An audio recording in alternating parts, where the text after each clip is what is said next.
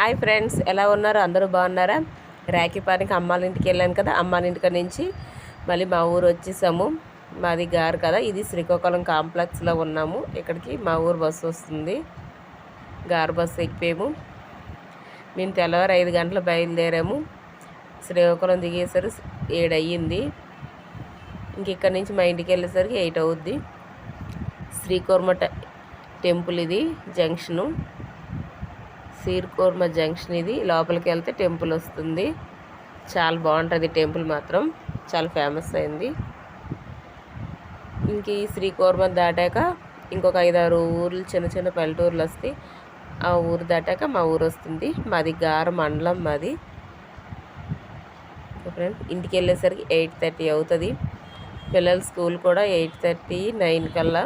వాళ్ళకి ఇంటికి వెళ్ళగానే ఫాస్ట్గా రెడీ చేసి స్కూల్కి పంపించాలి ఫ్రెండ్స్.